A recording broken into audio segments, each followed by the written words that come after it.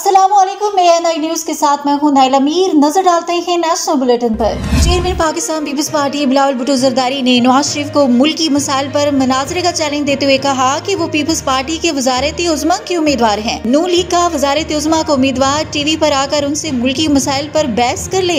एक इंटरव्यू में बिलावल भुट्टो ने मुस्लिम लीग नून पर मिसाके जमहूरियत फाड़ कर फेंकने का इल्जाम आयद करते हुए इंकशाफ किया कि वो तो PDM की हुकूमत छोड़ना चाहते थे, लेकिन उनके वालिद साबिक सदर आसिफ जरदारी ने कहा कि उन्होंने मुस्लिम लीग नून को जुबान दी है, वो उन्हें धोखा नहीं दे सकते। पाकिस्तान पीपल्स पार्टी के चेयरमैन बिलावल भुट्टो जरदारी ने कहा है कि पीपल्स पार्टी के सिवा तमाम सियासतदान खलाई मखलूक से उम्मीद लगाए बैठे हैं। कोट अद्दू में इंतखाबी जलसे से खिताब में बिलावल भुट्टो जरदारी का कहना था कि पीपल्स पार्टी सिर्फ अवाम की तरफ देखती है, अवाम के वोट से हुकूमत में आती है। उन्होंने कहा कि दीगर सियासतदान खलाई मखलूक से उम्मीद रख कर बैठे हैं। मुझे सिखाया गया है कि ताकत का सरचश्मा अवाम है। इस वक्त मुल्क और अवाम मुश्किल मरहले से गुजर रहे हैं। दहशत गर्दी का खतरा एक बार फिर नजर आ रहा है। पाकिस्तान को मुआशी बहरान से मेहनत और खुलूस नीयत से निकाल सकते हैं। उनका कहना था कि 10 नुकाती मुआशी एजेंडे पर अमल दरामद से गुर्बत, बेरोजगारी और महंगाई का मुकाबला कर सकते हैं। बाकी सियासी जमातें इशराफिया की नुमाइंदगी करती हैं, अमीरों को रिलीफ और गरीबों को तकलीफ देती हैं। 30 लाख घर और 300 यूनिट मुफ्त बिजली का वादा पूरा करके दिखाऊंगा।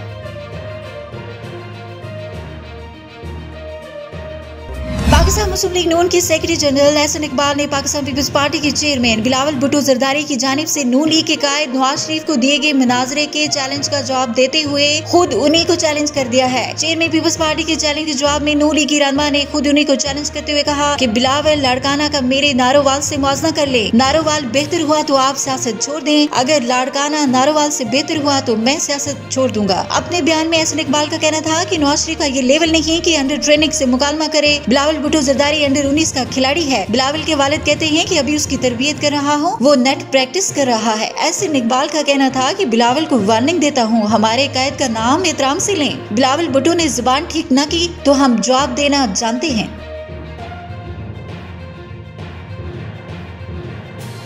मुस्लिम लीग नून के रहनुमा ख्वाजा साद रफीक ने बानी PTI को शदीद तनकीद का निशाना बनाते हुए कहा कि इमरान खान के साथ उनके अपने ही हाथ कर गए। लाहौर के हल्का N 122 में कानून मीटिंग से खिताब में ख्वाजा साद रफीक का कहना था कि मजहबी टच देते हुए आप कहां से कहां निकल गए, किसी ने बल्ला नहीं छीना, सबको पता है पार्टी में इलेक्शन कराने होंगे। उन्होंने कहा कि रसीदें मांगते थे, आप खुद क्यों रसीदें नहीं दिखाते। 8 फरवरी का इलेक्शन पाकिस्तान के मुस्तकबिल का फैसला करेगा, कोई खैरात देने पर तैयार नहीं, मुल्क को अपने पाँव पर खड़ा करना है। साद रफीक का कहना था कि नवाज शरीफ ने अमन और मोहब्बत की बात की, हमने जान छुड़ाई, वो IMF को दोबारा मुसल्लत कर गए। इमरान खान से मुतल्लिक बात करते हुए साद रफीक का कहना था कि मेरी जिससे दोस्ती थी वो बानी PTI ही नहीं, भुट्टो साहब ने भी यही काम किया था, नफरतें फैलाई थी। सियासतदान किसी से नफरत नहीं कर सकता। उनका मजीद कहना था कि इलेक्शन आसान नहीं लेना चाहिए, वोट की ताकत से गंद साफ करना है। बानी PTI के कागजात मुस्तरद हुए, इसका अफसोस हुआ।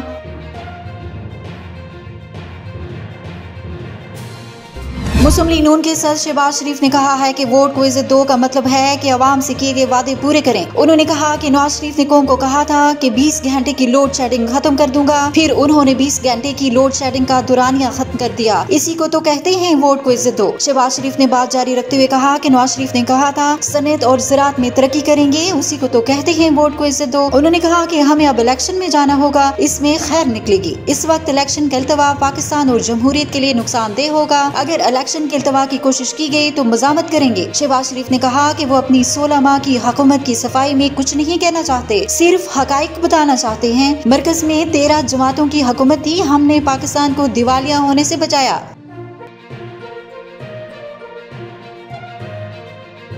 अब तक के लिए इतना ही। मजीद खबरों और अपडेट्स के लिए देखते रहें ANI न्यूज।